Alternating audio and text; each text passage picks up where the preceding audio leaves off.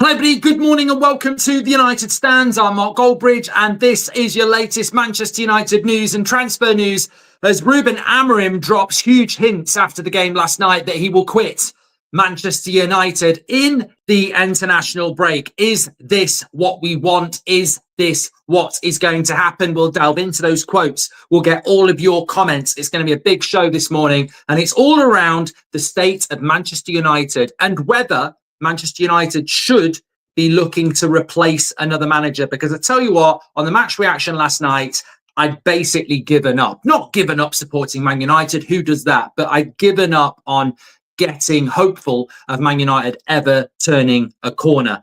Ruben Amorim leaving Manchester United by resignation is not the same as sacking. I would actually respect him if he did, because he'd blow the doors off on the real problems at Manchester United.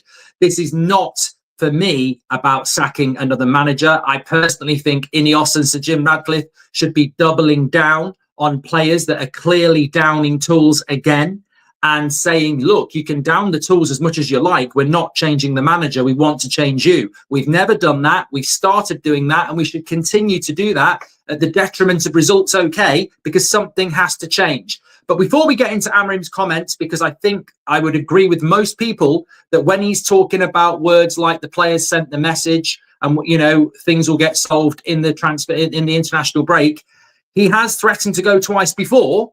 Third time's the charm. So look, I think if you're wanting Amorim out this morning, you're probably closer than you've ever been.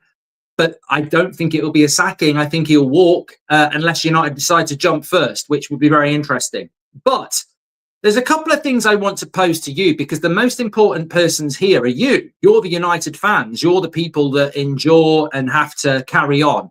The media will just do what they do. And I think we've got people in our fan base who, you know, I don't think they're real fans. I just think they want to stir trouble up for their own benefit.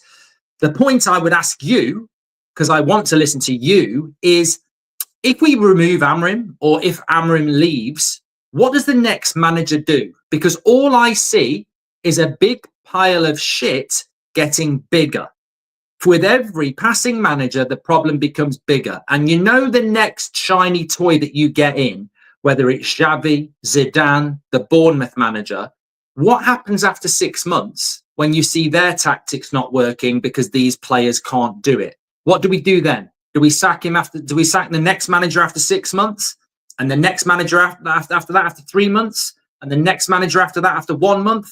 And then do we get a new manager every week? And then do we get a go every day? You know, today it's Mark Goldbridge's day and tomorrow it's the Recon guy. You know, at what point do we actually acknowledge the most obvious thing in the room, that the big issue is our inability to clear out? Louis van Gaal didn't get a clear out. Jose didn't get a clear out. Ten Hag didn't get a clear out. Ollie didn't get a clear out. And Amorim's not had a clear out. We keep adding to the pile of shit that the previous manager left.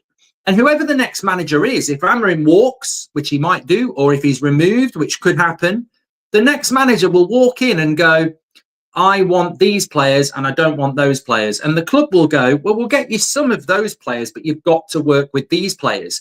Tell me I'm wrong. Tell me I'm wrong about that, because it's been going on for 10 years. We don't remove the... Look at this summer transfer window. This is Ruben Amorim's first summer transfer window. We've sold nobody. Nobody. So you can talk about £200 million spends and you can talk about maybe we should have bought a midfielder instead of a number 10, but we haven't removed anybody. Now, you're telling me at the end of last season, you'd all put your hand up in the air and say, we don't need to get rid of anyone. They're all good players. They're just all being miscoached. Come on. Come on. And I tell you what, I saw Phil Jones last night talking about tactics. I mean, if we're listening to Phil Jones talk about tactics, he's one of the prime candidates for the lazy Downing Tools twats who did it for 4 or 5 years. I ain't listening to Phil Jones pontificating about tactics at Man United. I'm sorry. The guy earned a lot of money doing next to nothing at Man United. And when he did play, he was shit. So I'm not interested in what Phil Jones has got to say about tactics.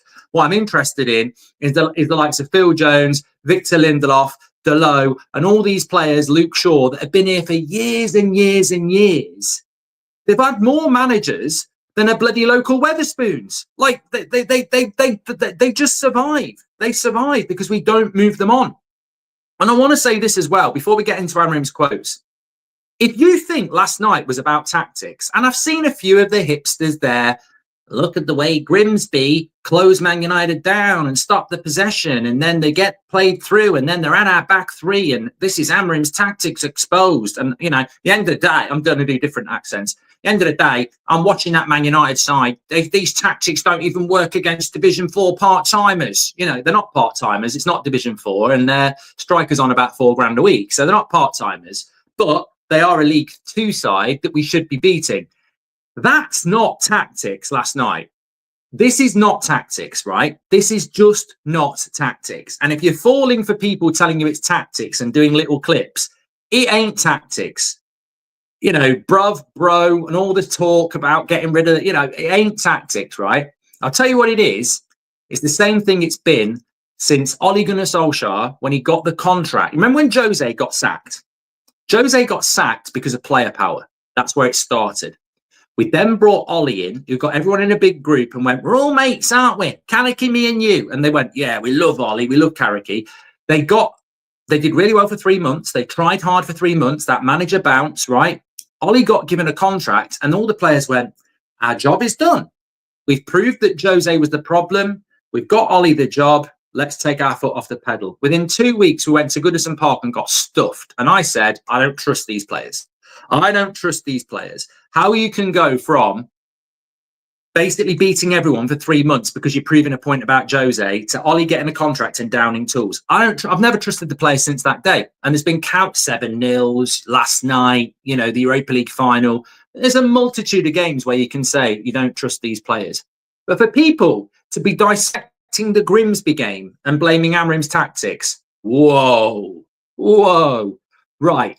If football's about tactics, why does Pep Guardiola spend hundreds of millions of pounds on people like Haaland and he's going to get Donnarumma? If Pep Guardiola is the best tactician in football, why does he need to buy players?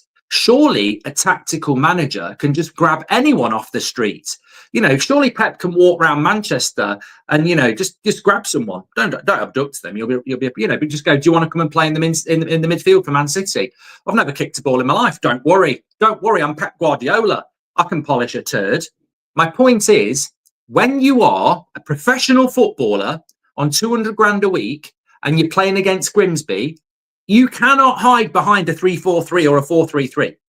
When you're a professional footballer for a club like Manchester United and you're paid what you're paid and you have all the opportunities that are there as a Man United player, you cannot hide behind, oh, I don't like the tactics. It's the system.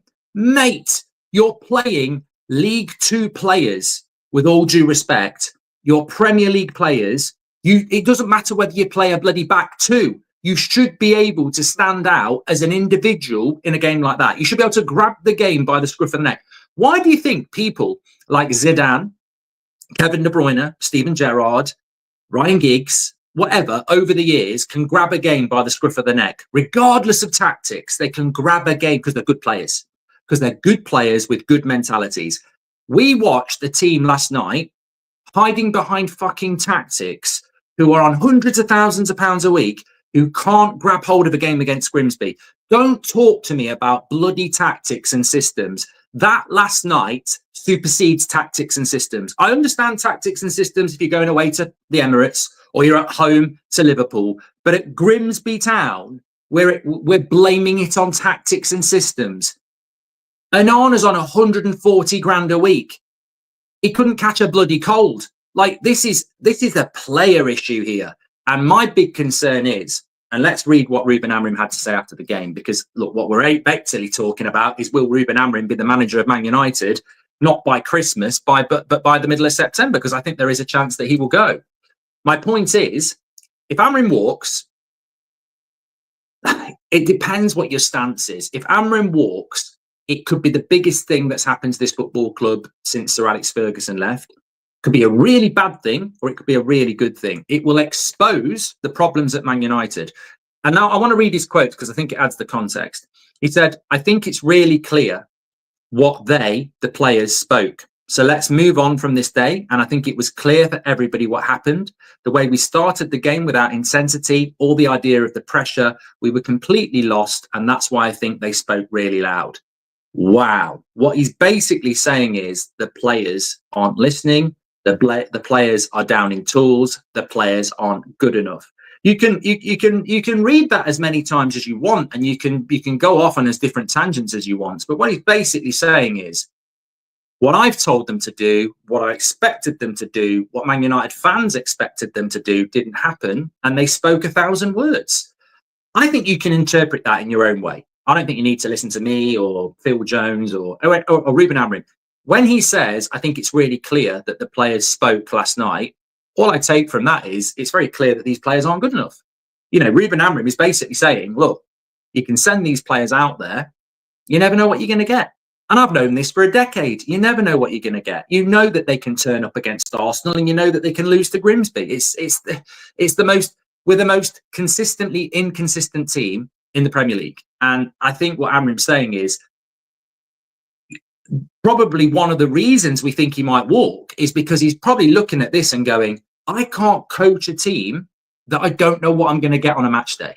And people will talk, well, that's system and that's tactics. But Ten Hag had this problem. Ollie had this problem. Mourinho had this problem. It's a player problem. It's a mentality problem. It's a club problem.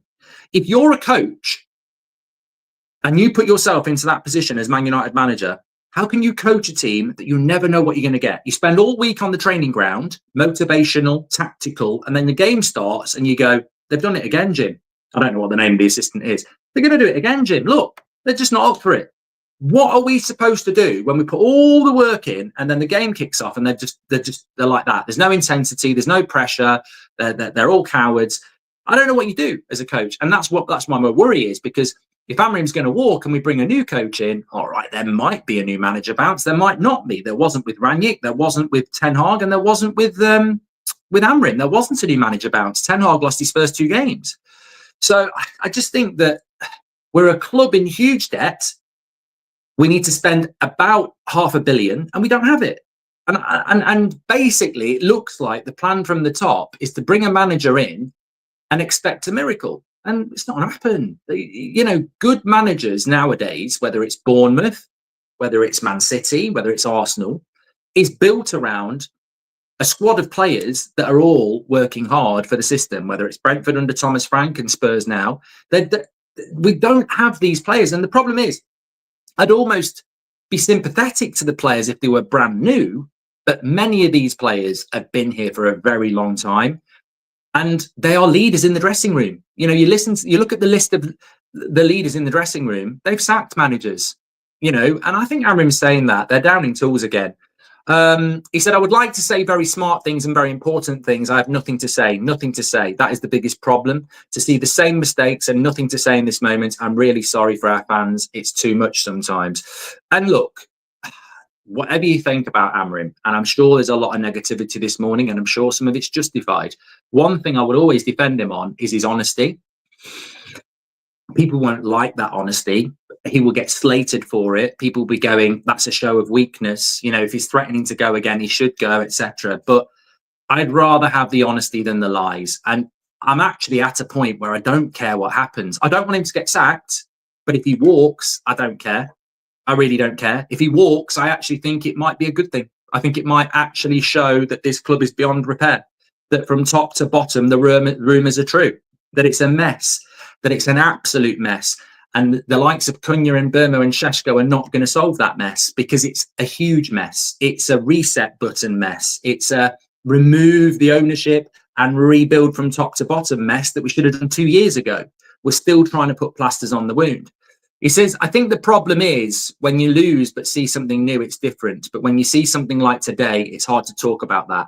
I just want to say I'm really sorry for the fans, the support they gave me, the support with all the support they helped the team. I have nothing to say. I'm really sorry. It doesn't sound good.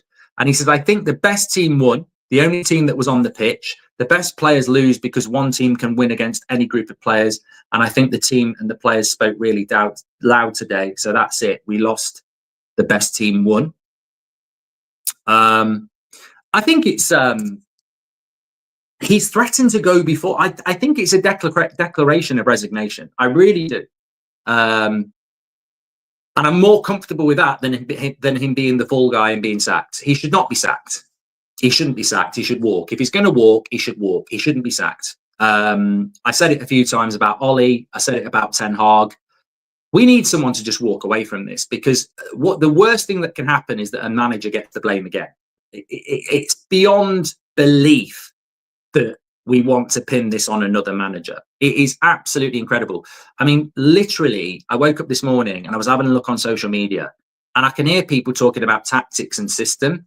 And I'm like, we may well get into that when I read some of your comments. But, you know, just to explain my point of view, the reason I don't talk about system and tactics is because against Grimsby, system and tactics doesn't matter.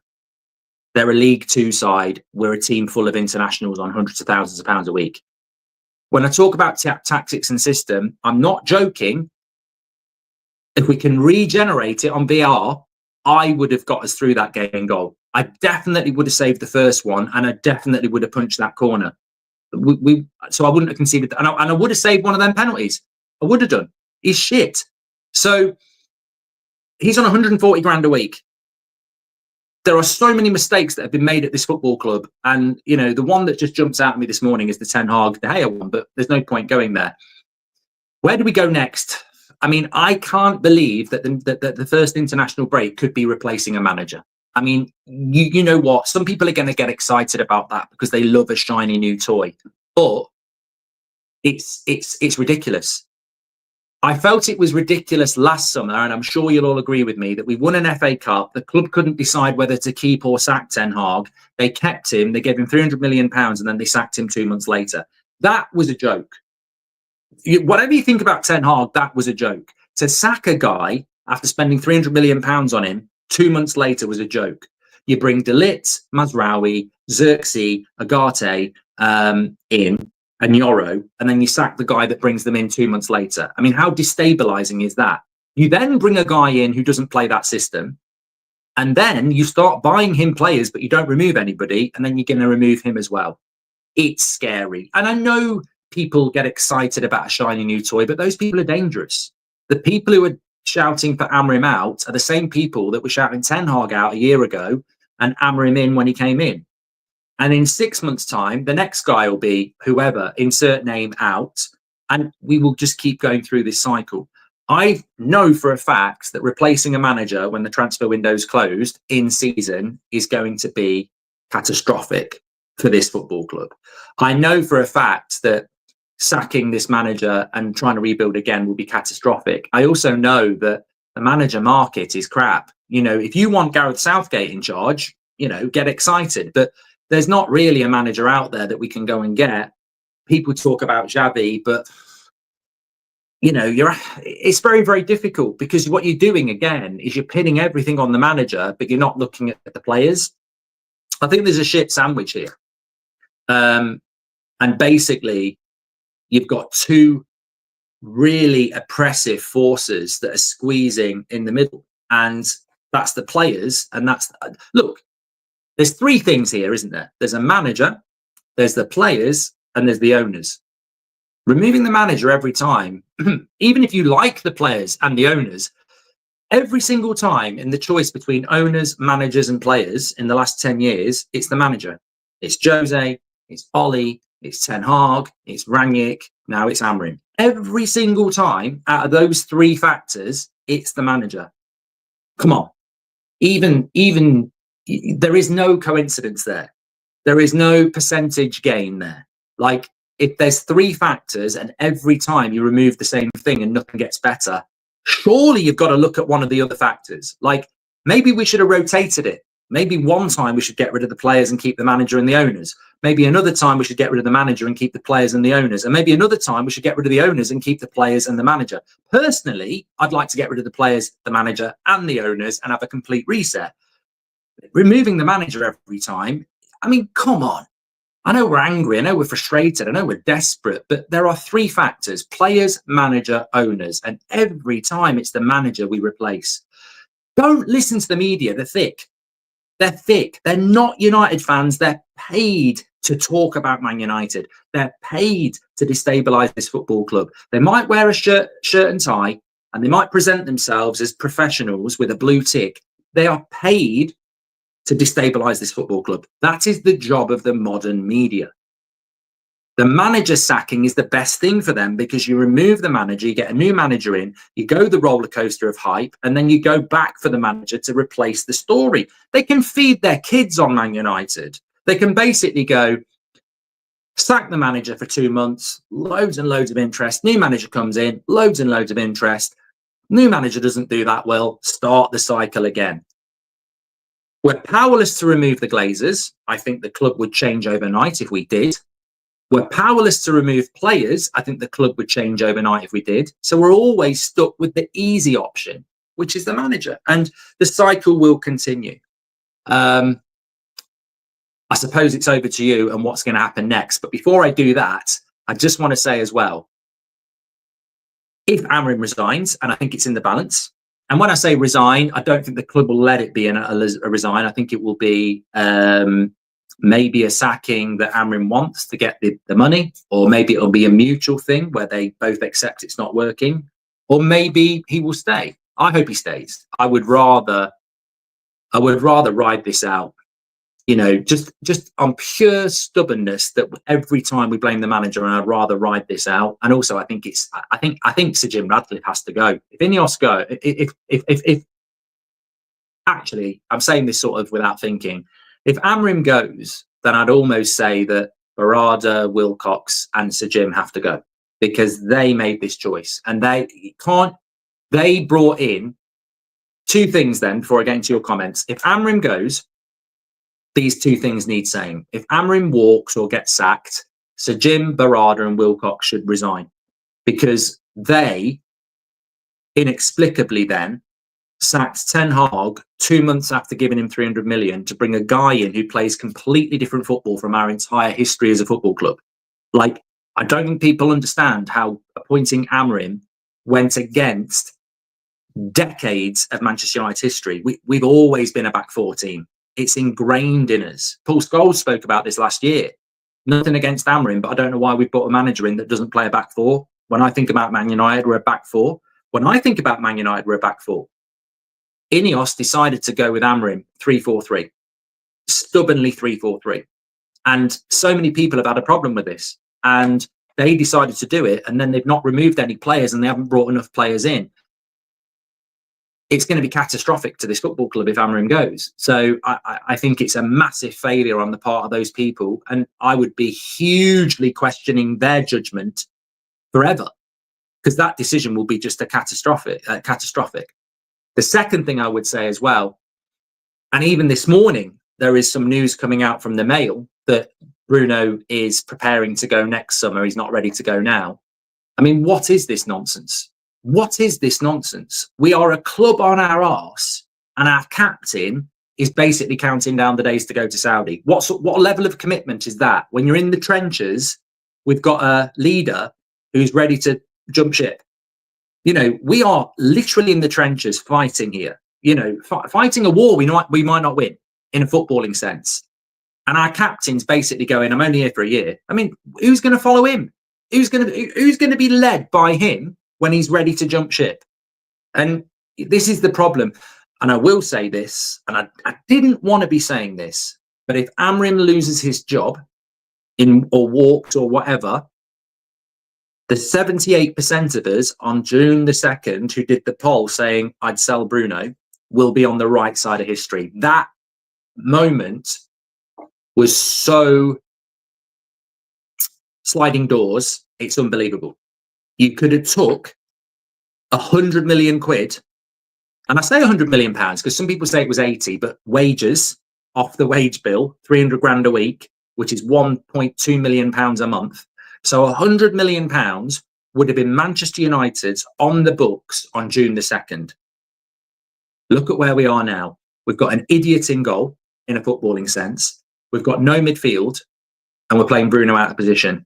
Not selling Bruno Fernandes will be that sliding door moment, the same as Ten Hag bringing Onana in for De Gea. I think Ten Hag was over the day he did that, because not only did you remove a good goalkeeper for a shit one, he lost the dressing room.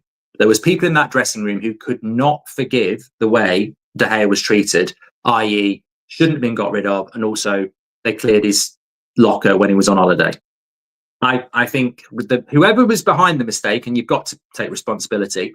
I think that Bruno thing was absolutely huge. So look, that's where we are this morning. A lot of people saying I need to get into your comments. Of course, we'll stay live a little bit later today. Thanks everyone who's tuning in, by the way. 30,000. Do share the video. It's an important morning, of course. What do I think is going to happen? I think we're going to get. Look, it's a news show, so I can't. If I could ignore the media, I would. I think the last 48 hours has been a disgrace, an absolute disgrace. These people are parasites, absolute parasites. They feed off this football club and they don't support it. They have destabilized us for the last 48 hours with a Man Utd Amorim story that wasn't even true. And now they've got a real story. They're going to really go for us. It's disgusting. I mean, somebody was sending that Pratt in the Manchester Evening News did his player ratings yesterday and gave Tyler Fredrickson a 2. I don't think Fredrickson played very well, but the principles of being a Man United fan is that when you've got a kid in the team, you protect them. He didn't play well. Just give him a 5, below average. You don't need to crucify them and give them a 2. It's disgusting. These people don't understand the origins of what Manchester United is. You can be angry, you can be frustrated, but you don't stop loving the cause of what made you love this club in the first place. And these people are parasites, and they're going to go for it because they want to see the world burn every 6 months because it makes them relevant. I want to see Man United back on top. If you're asking me what the 3-point plan is, I'm getting rid of Ineos and the Glazers tomorrow, and I'm getting rid of most of that squad, and I'm starting a proper reset. But it's never going to happen. Never going to happen. So what do I think is going to happen next? I don't think Amorim's a liar. I don't think Amorim is dishonest. I think he's always been honest, sometimes to his detriment, but I've always appreciated it. I think he is basically at the end of the road with this squad, and we're at the end of the transfer window. And I think he's looking at it going, I haven't had enough players. I'm still stuck with a lot of players. I saw it yesterday. In that second half against Grimsby, I was like, we're fighting for our lives to get back into this game against the League Two side. Imagine what happens when you're playing Tottenham. Imagine what happens when you're playing Crystal Palace. There won't be a way back. We're going to have a bad season. He knows he's going to have a bad season. And I think he's sort of putting his hand in the air and going, whoever's fault it is, I can't do this job. And that has to be resolved. Like, there's people out there saying he won't quit. There's people out there saying he won't be sacked. Trust me, that is a manager basically saying, I can't do this job. Now, some people will call him a coward. Some people will call him whatever. That's just honest. That's honest. I've been in situations in my life. I try and find solutions. I'm sure you do as well. And solutions aren't always easy. You might be in a relationship. You might be in a friendship. You might be in a job. There might be a task in front of you. And sometimes you just go, I backed myself. I thought I could do it. I can't make this work. And I think that's where he is. I don't think that's cowardly. I think it's honest. And he's always been honest. And look, if he can't do the job, and I'm the boss, and I sit him down in the international break and he says, I can't do this job, then I've got to part ways. I have to part ways. I have to appreciate the honesty and I have to part ways. And then I've got to look at myself and go, what the fuck have I done? And I'm looking at Sir Jim now and I'm going, mate, your first 18 months is the worst 18 months. I mean, the Glazers are toxic. The Glazers are bad. But this 18 months, I don't think it could get any worse. Like, you've brought a director of football in and sacked him. You get £300 million to Ten Hag, you've sacked him. You've changed the whole system of the football club and he's ready to walk. How can it get any worse? And yeah, let's all blame it on Amorim, but I absolutely know it's not on the manager. It's on the players and it's on the owners. Like, we've sold nobody. It's the same set of players. So what do I think is going to happen? I think he's gone in the international break. I don't want him to go. I would love somebody in that football club to go, look, you're the guy, and we're going to back you. Forget the players. I'll deal with the players. Forget the media. Don't worry about that. The fans will back you. Just get back on track. And then I'm going into the training room and I'm going, look, you don't want to be here, fuck off. This is Manchester United. We're backing this manager, and this is what we're going to do. And if you're not part of that, you're out the door. The trouble is, we don't have the financial means to do that. I saw people today saying, bring back Sancho and Rashford and Anthony. And you just go, okay, we truly are lost. We're getting rid of Amorim to bring back Rashford and Sancho. Oh, my God. So, look, I hope he stays, because all that bringing a new manager will do is elongate the problem. I think a new manager will come in. The players will be good enough again. Every time you get a new manager, the players get a reset that they don't deserve. That's why Victor Lindelof here was here for 8 years. But I think there's a very big chance he'll go. Right, let me get your comments. Please do smash a like on the video and subscribe. I'm sure this is where it's going to get very, very interesting. I mean, look, ultimately, respect. I think that I actually just felt so fed up last night. Waking up, seeing Amorim's comments made me feel better, because I was actually like, whether he gets sacked or walked, I think he's had enough. And I appreciate the honesty. You know, I'd rather somebody put their hand in the air and say, a bit like Rangnick, you know, we got rid of Rangnick. He spoke the truth. If Amorim goes, he still spoke the truth all the way. And look, if Amorim goes, there's been some really good things that he's done. Garnacho's a shit house. You know, forcing that idiot out is a good thing. Rashford, look, I hope Rashford does well at Barcelona, but he behaved badly. Sancho, absolute twat. You know, Anthony, spoiled on strike again. You know, he has exposed problems that needed to be exposed. The trouble is, when it comes to outgoings, you can't just get rid of the problem people. There was people who weren't good enough. You know, there might be 3 or 4 players that are really good personalities who are shit. And I think we can think of those names as well. So it was only a drop in the ocean, but he was stepping in the right direction. I think Cunha's a good signing. I think Mbeumo's a good signing. I think Dorgu's a good signing. I hope Šeško's going to be a good signing. So it's not like Ten Hag, who got rid of De Gea for Onana. I think he has made good signings, and he has moved in the right direction in relation to getting tough on some players. We've started that journey. That would have to continue with the new manager. The last thing you want to do is bring knobhead Southgate in, who basically gets the inflatables out in the pool at Carrington and invites all the shitheads back and says, let's all have a party. You know, I don't want that again. Whether Amorim goes or not, I want a hardline manager that's going to come in and continue that, because we're only just getting started and we have to continue down that road. PJ said they were never going to fully back in with signings. Right, I'm going to get into your comments. Christian says, what is shocking is that we know Onana is bad at crosses and shot stopping. How is this not the main focus in training? This is absolutely no progress. Christian, I think what you're doing there is a little bit like, let me just bring in what Phil Jones said, actually, because loads of people agreed with this. So Phil Jones said, in games of football like this, when you play lower league opposition, if you don't do the basics well, you're going to come unstuck. When Amorim changed and put Mason Mount in that position, they still went with the back 5, but they were building with the back 5 against Grimsby, who was sitting on the edge of their own box. Your spare man was in build-up when you need the spare man higher up the pitch to make an overload out wide or through the middle. That guy was on Sky Sports watching the game, apparently. That's Phil Jones, ex-shit United player, who was part of many teams that were shit, now sitting there watching a game of football with a pair of blindfolds on. I mean, what is he talking about? Basically, Phil Jones is trying to have a pop at the manager and his system. Right. I'm telling you now, you might not like the system. You might prefer a back 4. We sacked Ten Hag playing a back 4 because the players couldn't play a back 4. So don't talk to me that if we go to a back 4, we're going to play well, because the same players sacked the manager.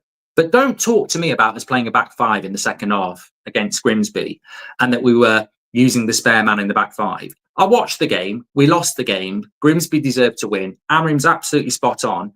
But De Ligt, who was the third centre-back, was basically playing as a right winger. And Ahmad, who was the right wing-back, was a winger. And down the left-hand side, Delo went left centre-back and basically became a left-back, and Mason Mount was playing as a left wing. We were not playing a back 5 in the second half, and we were not building up as a back 5. So, spin propaganda, pile on to the manager, we were playing a back 5 in the second half against Grimsby. Absolutely not. We were not. We were overloading. We were using centre-backs in the attack, and that happened for the whole 45 minutes. De Ligt was basically a striker at times. He was a right-sided centre-back. So let's not pretend that I mean, I don't know what game Phil Jones was watching, but let's get real. It's not about systems against Grimsby. It's about individuality. It's about the fact that they're on a way lower level than us, and our players just can't be arsed again. And that's what Amorim's saying after the game. And I don't need Amorim to say it. They're downing tools. He said it after the game. I think the players have sent a big message. They have. They'll turn up against Arsenal. And I think he said it after the game as well, and he's spot on. It's funny how the system wasn't a problem against Arsenal, isn't it? There was nothing wrong with the system against Arsenal. The system was absolutely fine against Arsenal. There's no Phil Jones or anybody else going on about the system or the formation against Arsenal. But against Grimsby, it's the problem. And it's not. It's the players. 100%. You do not need system and tactics to play well against Grimsby when you're on 300 grand a week. Individuality should be outshining them, but it can't because they're shit.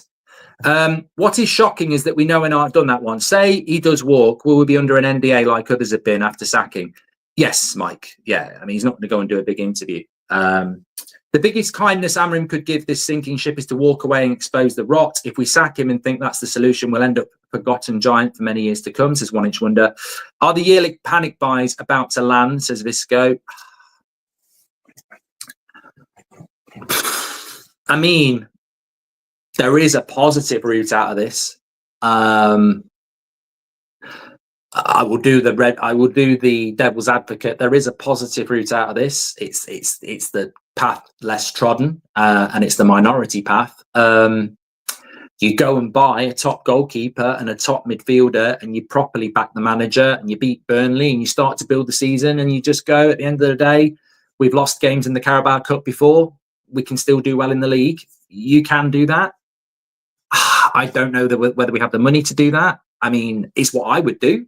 I would use these 4 days to get a top goalkeeper and a top midfielder and truly back this manager and say, look, we're sorry. We haven't done what needed to be done. It's been a challenging summer transfer window. We 100% back you. Here's the 2 players that you need. We're Manchester United. We're riddled with debt. We haven't sold anybody, and there's only 4 days left in the window. The chances of that happening are slim.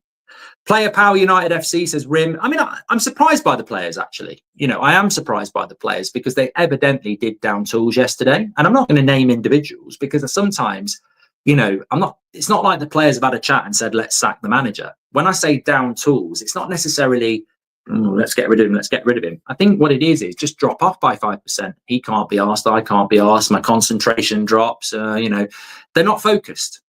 They're not motivated. And I think downing tools we've seen in the past where players have gone, right, we need to get this manager out. I'm not saying that's what they're doing, but they've definitely dropped levels. Can't be asked, FC, basically. Luneth makes a great point. The players don't even respect each other. How can you respect Onana after all this? Would Ahmad listen to Maguire for it? Amorim can't force respect. It's down to recruitment like others. I think one player that really represents the problem at Man United is Dalot. I'm not for 1 minute saying he's good, but he never doesn't put a shift in. And I saw him a couple of times last night. And basically what he did, he was furious. There was one point where the cross came to him on the edge of the box and he had to head it out for a corner. And I remember it vividly on the watch line. I said, what the fucking hell is Dalot doing heading that out for a corner? But then you watch Dalot afterwards and he's looking at Onana going like, what the fuck? And then Onana walks towards him to give him a fist pump. And Dalot sort of like half-heartedly does it. And you think, you know what? Dalot is not the problem in the sense that he will have the right mentality, the right effort levels, but his game drops as he becomes frustrated and disillusioned and lacking confidence. And there are a number of players at United, and I'd say Mainoo's one of them. Yoro can be one of them. Dorgu's one of them. Cunha and Mbeumo will be one of them. There are players in that football club who actually would be fine. Like, I'm not saying they'd be starters, but they've got the right mentality. But you can visibly see their game dropping off as they look around them and go, the fuck are they doing on this team? Why are they doing that? And the confidence drops and their performance drops. And I think Dalot, I'm not saying Dalot's good enough, but I know he's got the right attitude. But you can just see it draining from them as they look around. And the goalkeeper's a great point. Gary Neville said it last week. You've been saying it for years. I saw it last season with Yoro. Like that goalkeeper terrifies them and drops their confidence. And football is confidence. Cormac says, I feel sorry for Amorim, but this is like watching shite turn white. 100% we've always been 4-4-2, 4-2-3-1 in big games. It's all arse now. Project 558, says Cormac. We had a better midfield with McFred. Instead of upgrading, we keep slipping. All the fans who wanted David out need hard look at themselves. I don't blame any of you.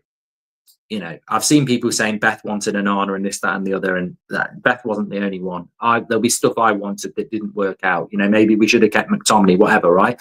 I don't blame any of you. We're not sat in the boardroom. We'd do a better job if we were.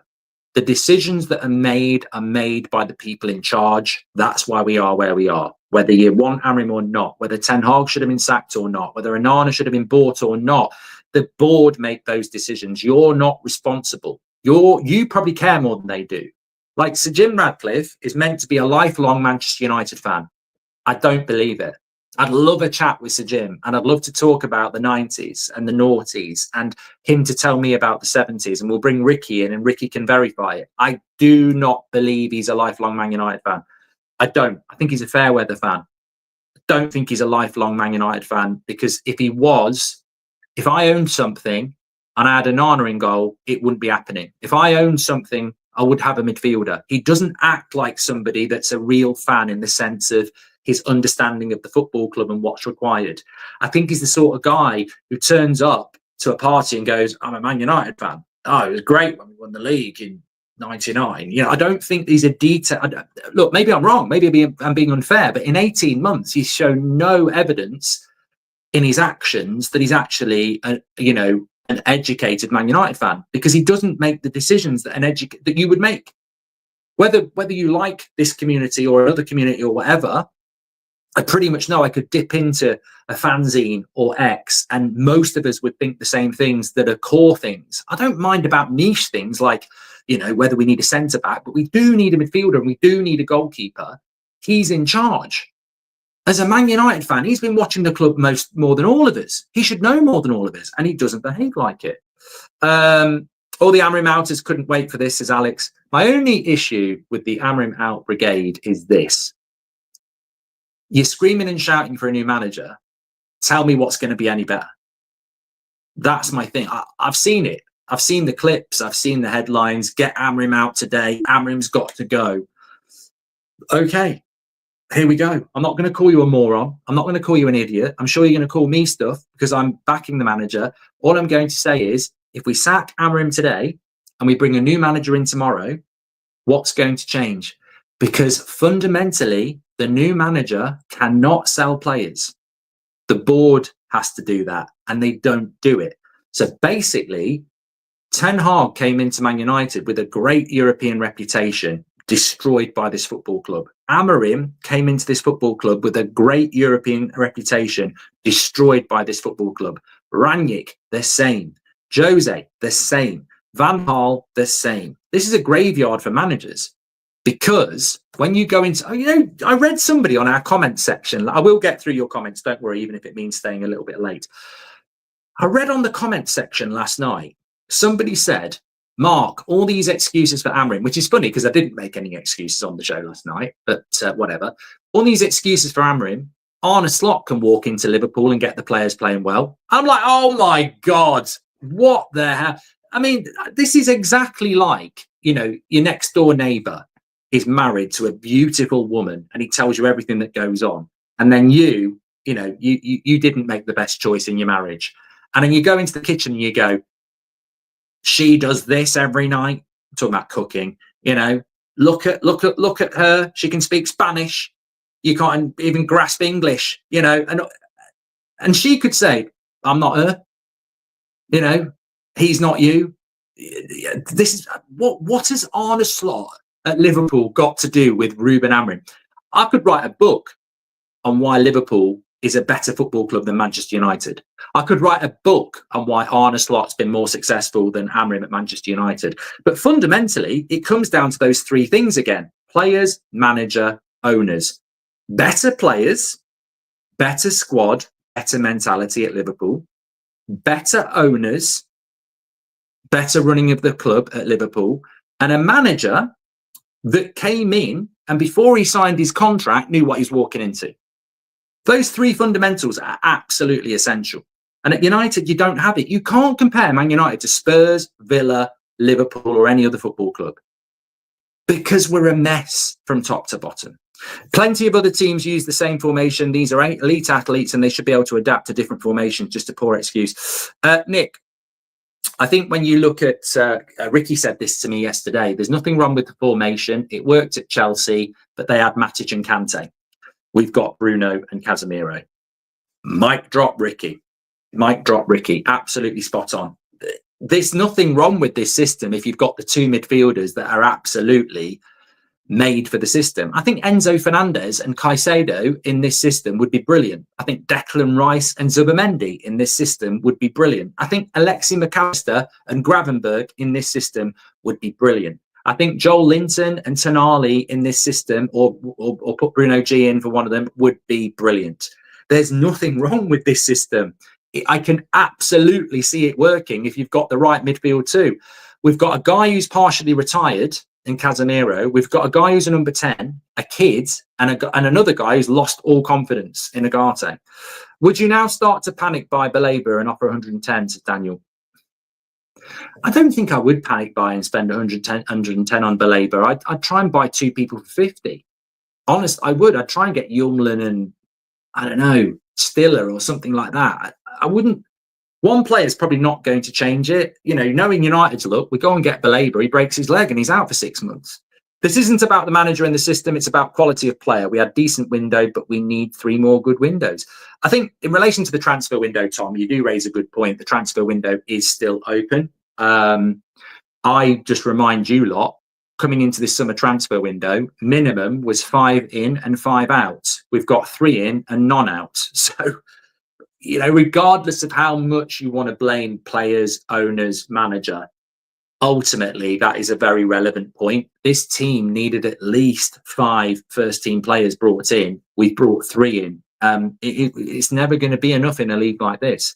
Heard a good quote online. Arguments for Amorim are based on hypotheticals. Arguments against him are based on fact. I don't think it's a good argument. So basically, backing Amorim is based on hypotheticals, whereas against him are based on fact. Well, no, I think it's a terrible take, Angel, because you're basically making, I think fundamentally you make a good point, because basically your argument is based on it being Amorim the problem. I think if you're somebody that thinks Amorim's the problem, you're wrong. So, you know, I think Amorim may not be our manager in 3 weeks. So I'm not saying this from a desperation of, oh, hope he's going to survive this, that, and the other. I think there's a very big chance he'll go. But regardless of whether he goes or not, he wasn't the problem. He's not responsible. The problems will still be here when Amorim goes. And I would put it like this. When Jose left, did it get better? When Ollie left, did it ultimately get better? When Ten Hag left, has it ultimately got better? When Rangnick left, did it get better? It always gets worse. As I say, use the power of 3. Manager, players, owners. We always change the manager. We never change the players or the owners. And yet the problems still remain. Do you think, look, at the end of the day, if there's been a murder and there's 3 suspects in the room and you keep getting rid of the same suspect, but the murders keep happening, you haven't caught the killer. And we keep getting rid of the innocent person and the killer keeps surviving. And then we keep moaning when there's more murders. So Jim has to open the checkbook and help Amorim, says Alex. Do you think we will spend... And I'm not saying that the manager doesn't supply the weapon. I'm not saying that the manager didn't know the murder was going to happen, but did they commit the murder? No. Do you think we will spend heavy in these last few days? I hope we do, Edward. But honestly, you know what? Flip side to the positivity, they could go and spend some money and back this manager. I hope that happens. Flip side, if they know Amorim's going, you wouldn't spend a penny. So the next 4 days are going to be very interesting. You know you're sacking this manager or he's going to walk. You don't spend a penny because you know you're going to need to give the new manager money. I mean, who walks into this job, by the way? Apart from Gareth Southgate, who would bloody swim to Manchester And let me remind you, he probably lives in rural England and there is no sea. He'll swim up the M6, banging his elbows, crawl, front crawl up the M6. I can't see anybody taking this job of any note because it'll be a firefighter. Be a firefighter. And look, Southgate probably would put us in the top 8, but fuck it now. I'm just Southgate out from day one. It'd be great content. I don't think they'd go for Southgate, by the way. I think that was Dan Ashworth. When you say player clear out, Garnacho, Sancho, Anthony, Rashford are gone, or Erasmus almost gone with an Arna, Mainu likely to leave. Who else do you want? Sanel, if you think that's a clear out, shame on you. Garnacho, Sancho, Anthony, Rashford didn't really play last season apart from Garnacho. Rasmus is being forced out by the club. Fact. And Anana is a shit goalkeeper and Mainu's not for sale. Like, when I talk about a clear out, I'm talking, right, you want a clear out? This is my clear out. Bienda, Anana, Delo, Maguire in a year, Shaw, Agate, Casemiro, Bruno. I mean, I'm up to 8 already, and I'm probably missing players out. And in the attack, I'm probably okay with the attack. But, like, the attack's fine. The number 10s are fine. The strikers, well, probably we need a striker if we're going to sell Rasmus. But the midfields, the midfield, Bruno, Agate, Casemiro are clearly going to need to go. And Amorim didn't buy any of these players, by the way. There's a huge amount of players that need to go. I mean, look, I don't want to mention Ahmad. He was shit last night, but what's Ahmad's role in this team now? Because he ain't a right wing back. He's referring to second choice players who are sending messages that they won't play for him when needed. If he benches them, we all know who they are, says Guardian. What the hell are you? Alfie says relegation. 1 out of 10 on the transfer window. 7 weeks for a measly 5 million. Can't make deals in parallel. 3 signings when 6 were needed before pre-season. We need a whole new squad, says Bruno. We're the ultimate definition of insanity, says Nick. Look, I understand why certain United fans are screaming and shouting Amorim out. I mean, you know, they're not willing to have a proper conversation because it might be too complex for them. It's easier to scream and shout, let's change the manager. But as I said, the running theme for me is I'm quite relaxed about that. I'm not panicked about Amorim leaving. I don't want him to go, but I'm not panicking about it because it's not like we haven't sacked a million other managers. So I'm quite relaxed about what's going to happen. But in a moment of clarity, which we're having right now, you know, the media are going to scream Amorim out. They're going to go for him. You know, they've got papers to sell, knobheads. But they won't have the conversation about this. Like the intelligent conversation is, give me Xavi, give me $500 million and get rid of 10 players. Let's talk. Give me Xavi, work with this shit and you haven't got any money. What's the point? You know, give me Amorim, give him $500 million, build the system and get rid of a load of shit. Let's talk. Give me Amorim, don't give him players and don't sell players. We're going to end up like where we are. So whatever's going to happen, you're just putting a plaster on a wound. You are. Everything's just a plaster on a wound. The problem with that wound is it will infect. Clean it out, put a plaster on it, it's going to infect. And the infect is the media and the people in our fan base who thrive on open wounds. And they infect it. And then it becomes toxic and poisonous. They will never get destroyed until we seal the wound and stop the infection. And stopping the infection and sealing the wound removes the shit players and backs the manager in a proper way. There's still loads of poison in that football club, unfortunately. I would honestly love Ruben to walk. Embarrass Ineos and the Glazers. They honestly deserve it, says Bradley. I think that's a story we need to tell if it happens, and it can't be covered up. I hear what you're saying, but it's different this time. This squad is much better than what previous managers had, so he should now be getting a tune. Gee, I disagree. I don't think the squad's any better. We've still got the same team from the Europa League with 3 new players. How can the squad be better? The Europa League final was an embarrassment. Mentality-wise, an absolute embarrassment.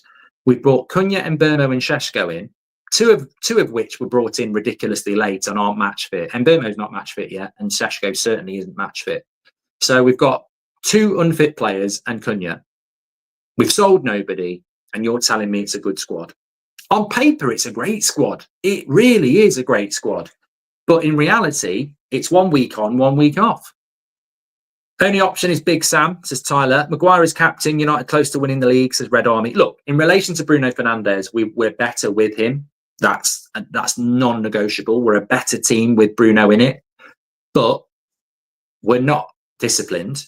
He's not disciplined. And I think that reflects in the dressing room. I've got a mate of mine who's a Liverpool fan who messaged me this morning, and he said, you know, your problem is Bruno Fernandes. Like, how can people follow a player that's so indisciplined and petulant? How can he be the leader of the team when his whole game is basically erratic? And I thought, you know what? I know he's a Liverpool fan. Shout out Neil. But he might be onto something there. You know, how can you be led by a guy that's erratic and indisciplined and petulant? What you actually need is confidence, control, and discipline, which is what Roy Keane used to give. And you're never going to find Aquino again. But look, Bruno Fernandes is basically off to Saudi in a year. How can you build a team around that? How can you build a team around that? We're a better team with Bruno in it. We saw that in the second half, but the opportunity was to change it. And it's too late now. You know, if Bruno had gone in June and you'd had a whole pre-season without him, the team could have got used to it without him. Now we are where we are. I wish we could send this energy to Ineos and make them know they have just as much blame as anyone. I like Amorim outside football. He has all the minerals, but I consistently enjoy watching the football. I don't enjoy it. No to Xavi, says Hader. Apart from Moyes, no manager is deserved to be sacked. Clearly shows the actual issue at Man United, says Huge Lad. Do you want Man United to play a back four, Mark? If Amorim goes, we'll go back to a back four. Ten Hag got sacked with the back four, so I don't think it's a formational thing. But if Amorim went, we would go back to a back four. I would imagine that, look, De Ligt and Yoro could play as a back two, 100%. You've got Dorgu left back. You've got Delo and Mazraoui right back. You'd have a midfield would be a problem again. Like it doesn't matter whether it's a 3-4-3 or a 4-4, 4-4-2 or a 4-3-3. Your midfield three is still going to have to be two of Casemiro, Mainu and Agate. You'd probably play Cunha as your 10. You'd play Šeško as your striker. You'd put Mbeumo on the right and probably don't have a left winger. Should we bring Rashford back? I don't know. What has happened is having a manager walk. If that happens, there is literally no hiding place for the players or the board. The focus would be 100% on them, and that might actually rock bottom, says Patrick. Conte would soon sort these players out, says Token. I mean, it's mad about Conte, isn't it? I remember wanting Conte, and I can't remember who it was. There was loads of people in the media saying Man United can't have a manager like Conte. I'd love a manager like Conte. I don't want to replace Amorim. I'm just saying if he walks. He won't leave Napoli though. If Ruben goes, then who would want to join? Poison, says Ben. Before people hop on the Xavi in movement, let's remember Barca fans turned him and chased him out for being the Spanish Ollie, says Woozy. Majority of ex-managers perform after leaving, says Fraz. We can't avoid open heart surgery. I think there's a great point there as well. So many players leave Manchester United and perform well. So many managers leave Manchester United and perform well. Rangnick's done well at Austria. Ollie's doing well in Besiktas. I think Ten Hag ultimately will do well at Leverkusen, and Amorim will still have a career elsewhere. But players do that as well. And the toxic environment at Manchester United. Look, I don't want to say these things, but unfortunately they are true. The situation at United behind the scenes is horrific. Like, we did sack half our workforce. People are still reeling from that. It is not a happy place. And, you know, the Carrington lick of paint may be very positive and it looks very nice, but it is just a plaster on an open wound. Even behind the scenes, things are not great. Relationships are not perfect. There is a lot going on at that football club. The Glazers created this mess. Players don't down tools when they know they will outlast any coach. We need to cancel a few contracts like Arsenal. It will send shockwaves in that dressing room. It's interesting you say that because Beth's back from holiday and she basically said this to me. She said, I mean, I don't think she'll mind me saying this. She's not talking about her holiday. She said, she said, I think Amorim's under huge pressure because of the Champions League football and we look nowhere near it.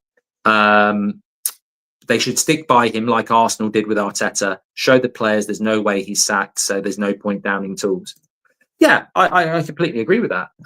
What does it mean when Amorim says players speak loud, says Ahmed? I mean, it means what you want it to mean. I mean, it means they down tools. It means they're not good enough. It means a lot of things. Ruben's body language is a big problem. Slouching down, pain on his face between his knees, refusing to watch the penalties. He needs to stand up and pump his chest out. The bad energy is spreading through the squad and the fan base, says Chip. Yeah, but don't you think it's honest?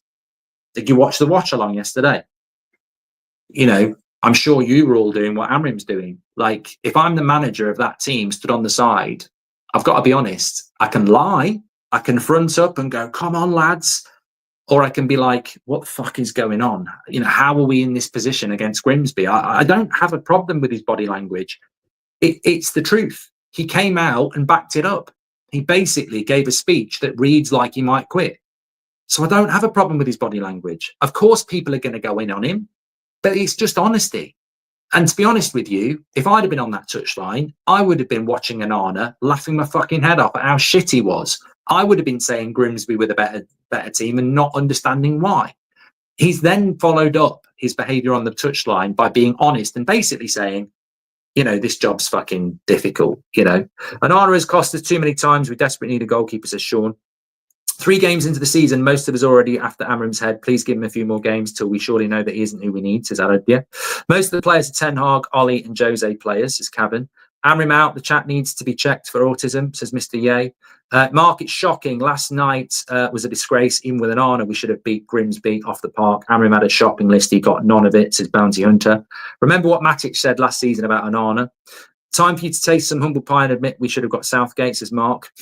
I think he should switch to 4-3-3 just to show those asking for it that these players can't play that system either. Bear Merchant, in a way, it would be funny, but he shouldn't have to go to a 3-4-3 to show everybody that it was only a year ago that we played a 4-3-3 and it didn't work. So, no, we shouldn't be doing that. Some people have very short memories. Essentially, like the 4-3-3 argument, I can't get on the mainstream. I'm not necessarily sure I want to get on the mainstream, but I would love to get at some of these people who go system 4-3-3. I'd love to sit there and just go, player ex-player A slagging off Man United's formation. I'd love to just sit there and go, can I speak? Yes. Just to you slagging off the formation and the system, can you just tell me what formation and system we played a year ago? 4-3-3. What was the manager's name? Eric Ten Hag. What happened to the manager? He got sacked. Why did he get sacked? Because the results weren't good enough. Remind me of the formation again. 4-3-3. What formation do you want us to play? 4-3-3. So the manager who played 4-3-3 and bought all these players for the 4-3-3 got sacked. You now want this manager who doesn't play 4-3-3 to go back to a 4-3-3 that got sacked for the previous manager, and you want him to play a system he doesn't play. Yeah. I'll leave it there. That's the explanation on why we can't play a 4-3-3 under Amorim.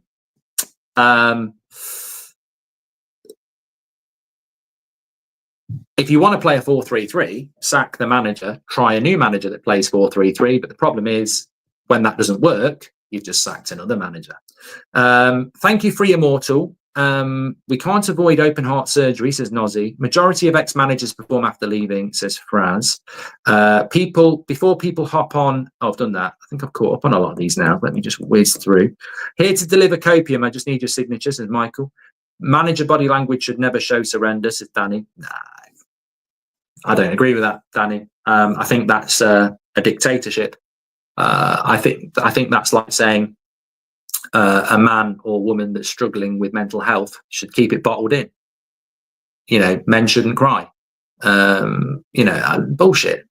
I don't agree with that. I think it's just an excuse to go in on Amorim. I've got no problem with honesty. If Amorim is struggling to watch penalties because he's in despair, be honest. Like, I ain't got a problem with it. If a manager comes out and says that those players were shit and Grimsby were better, be honest. I couldn't stand it when Ollie would come out and toe the Glazer line, so I don't got a problem with it. Sacking the manager in the past may have been a mistake, but it doesn't mean it's the wrong decision this time. I think he gets us relegated, says Joseph.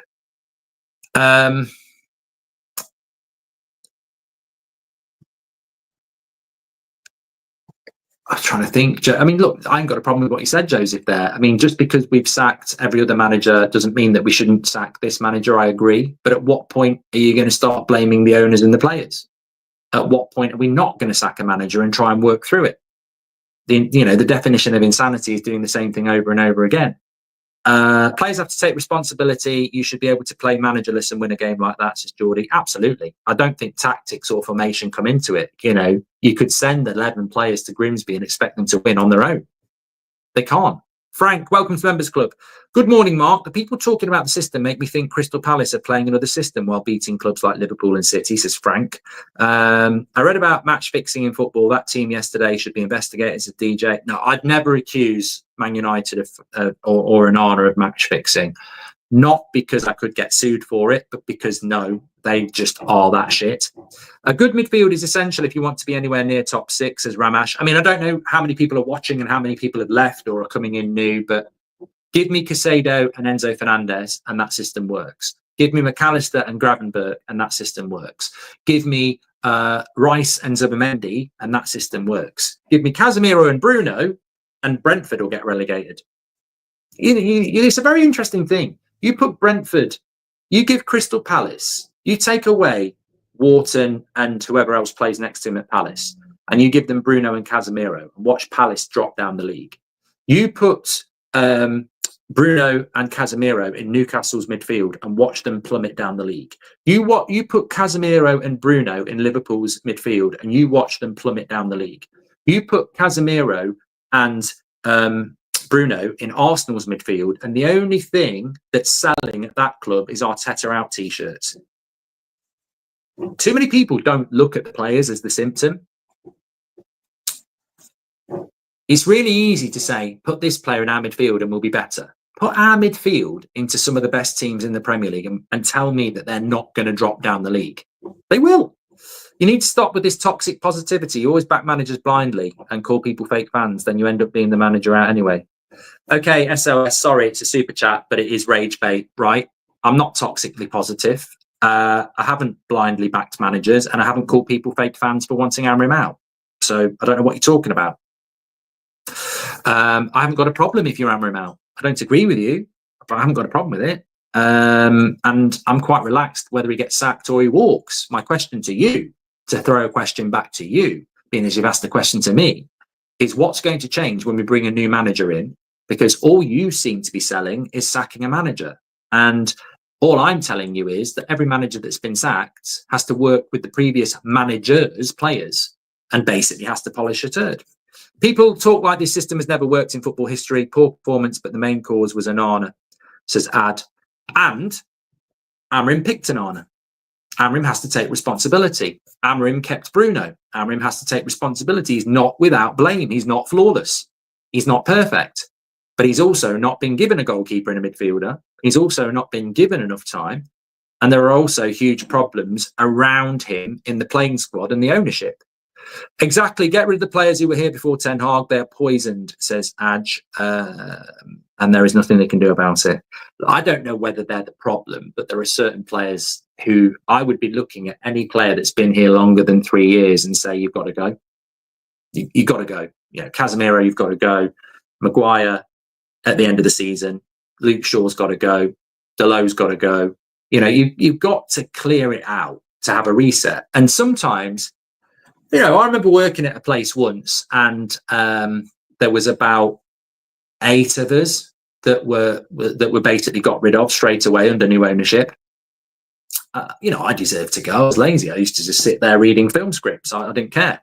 But there was 2 people who didn't deserve to go. But the new ownership came in and went, look, we need to get rid of this section. It's not working. So there is no jobs. You can't walk into a room that's full of shit and say, let's disinfect and clean this area, but we'll leave that corner because it's still going to stink and it's still going to have shit in it. A proper reset is cleansing the whole lot. And we don't even start to remove the shit, do we? Sarr and Belabor fix our midfield, says Thorn Star. You need, and in fairness to Amorim, he did say this in the on US tour. The reason he mentioned intensity in that midfield is because you need 2 players with ridiculous intensity, and he hasn't got one. time for Big Sam to save us, says Timmy. The problem is not the manager, it's the players, says Ify. You predicted us to win the League Cup, says Robert McCormack. Mate, seriously, it's only just entered my head, and Robert's always the one who seems to come in and create these moments. I was like, what am I gonna do this year, like, with my weeknights? I mean, obviously we'll still have the 8 o'clock show, but like, basically guaranteed until Christmas, Man United aren't playing midweek. Unless there's a Premier League midweek fixture, which I think there is in December, we don't play midweek anymore. There was probably 3 or 4 opportunities between now and Christmas for us to play Carabao Cup. I think it's 3. I think there's 1 in September, 1 in October, and 1 in November. Gone. No European football, no Carabao football. We're basically a weekend team. I don't know how much money you lose for not being in the Carabao Cup. I mean, I don't think it's massive for United, but it's still gate receipts. It's still revenue. Like, there is a financial cost to last night. We don't only need a midfielder, but also wing backs, says Iceman. I agree with you. I think the right wing back is a massive issue. At the beginning, Sir Alex was on the brink of sacking. Man United stuck with him. We have to do the same and stick with Amorim, says Daniel. Yeah, but most people aren't old enough to remember that, unfortunately, and it's a different time, Daniel. Bench all the old players, play academy players with new signings. It'll be way better, says Sanjit. Amorim has 100% made mistakes, but we can't keep blaming the manager when the players are on the pitch, don't have the quality to play good football, says Connor. I'll tell you what my big problem is. If Amorim walks, there's nothing you can do about it. If Amorim is sacked, there are a multitude of things I would not be happy about. But one of them would be this. How the fuck can you sack a manager? I mean, it's a bit like what happened with Ten Hag and Yoro, but on a bigger scale. How can you sack a manager whose new signings literally haven't settled? Like, Mbeumo's not even match fit yet. Šeško's not match fit yet. And Cunha, is still settling into a big club. Like, who's to say in a month's time those 3 players aren't going to be better? I think they will be better. I stand by what I said. I don't think United's season starts properly until game 10. We've got 4 of the top 4 teams in England in our first 10 games. It was always going to be a bit of a roller coaster. I think last night's done a lot of damage. If we weren't in the Carabao Cup last night, then it never would have happened. And we beat Burnley on Saturday. Win 1, lose 1, draw 1. We're in a much better position. The problem is Amorim looks defeated. That's the problem this morning. If it can't get worse, Wilcox might hire City under 23 coach, says VK. Can we even spend without any outgoings, says Callum. United blindly back managers, call people that want them out fake fans, then end up as SOS again. We'll ignore him.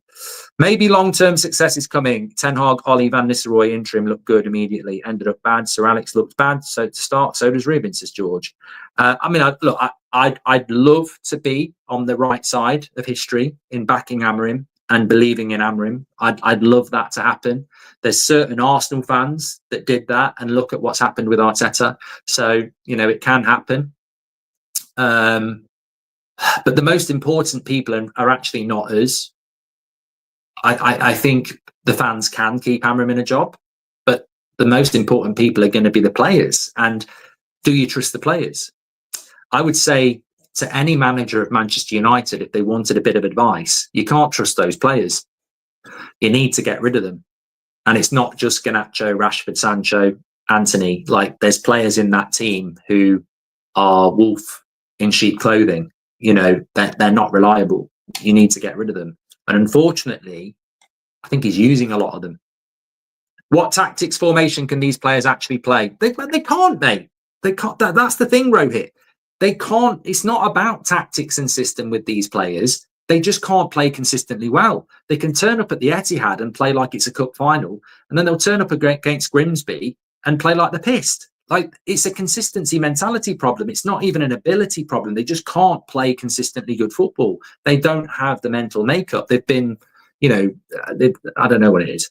Arshan says, same people said Jose out, Ollie out, Ralph out, Ten Hag out, saying Amorim out, open your eyes. It's not the manager since 2017 until now. Name 10 Deadwood removed. Yeah, all of them ran their contracts down and left. It's not Ruben, it's Deadwood. I think this is a great point by Arshan. Name me players that have been removed since Jose left for money. Name me 5 players that have been removed because we didn't want them anymore. They haven't. Even De Gea, his contract had run down. We don't remove players and then go to Liverpool and then go to Arsenal and then go to Man City, and you'll start building a massive list of players that were moved out. I mean, look at Man City: Jesus, Cancelo, Zinchenko.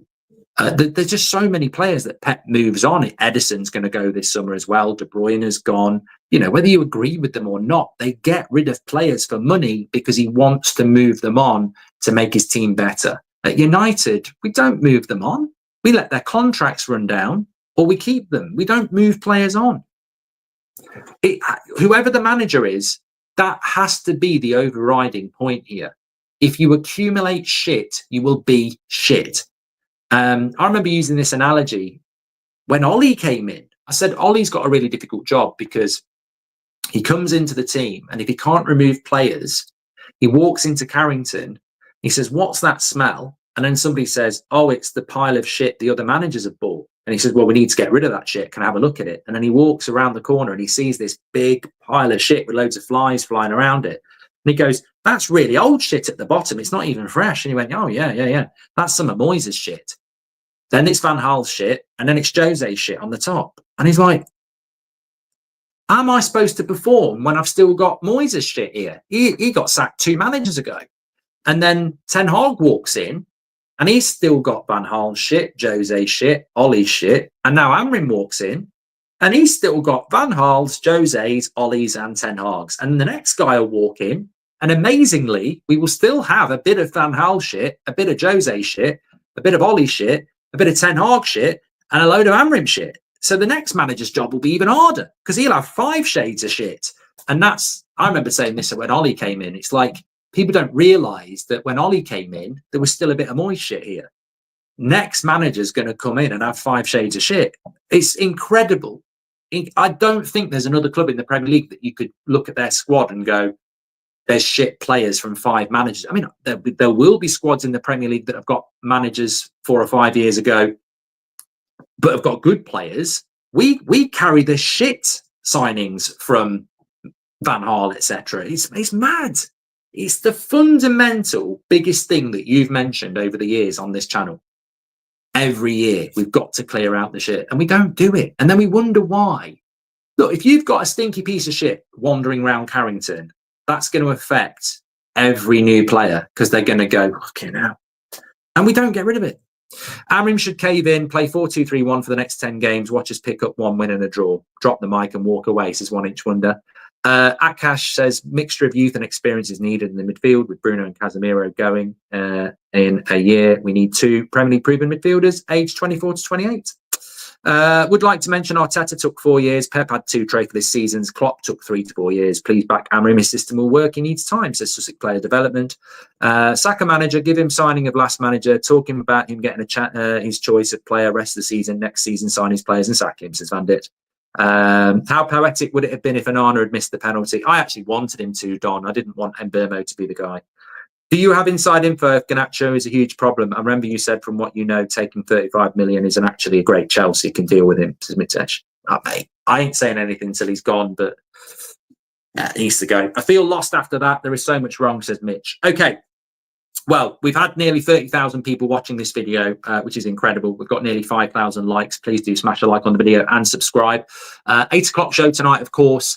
Beth is back at 2, and we've got Ben Jacobs on the show at 2. So we can wander into transfers and find out if anything's going to happen in the last few days. Beth will also be giving her opinion. She's been on holiday for a week. So look, let's see what United do. We're either going to go and do something in the transfer window to back this manager, or we'll do nothing because we're going to remove this manager. It's going to be very interesting. What I'm encouraged by is that every one of your conversations today has been constructive, whether it's Amorim needs to go or Amorim needs to stay. Funnily enough, I'm actually pleasantly surprised that most of you are not really that bothered about whether the manager goes or stays. The focus is on players, owners, and nothing will change regardless of the manager going or staying, which I think is a very intelligent thing and way to be the morning after a game. So I applaud you on that. I really thought this was going to end up a massive Amorim in, Amorim out show, which I just don't think it's the conversation. If Amorim goes, he goes. If he stays, he stays. But the problem is not the manager. Either way, it's not the manager. It's not. It's much bigger than that. So fair play for you lot for having a grown-up conversation. You never fail to surprise me. So thank you very much for joining us this morning. Please do subscribe. Amazing community. And I'm sure it'll be a great 8 o'clock show tonight. I'm looking forward to what Ben and Beth have got to say at 2 o'clock and whether there is anything on Amorim. That sounded very bad last night. I wouldn't be surprised if there is a parting of the ways. Let's wait and see. Take care.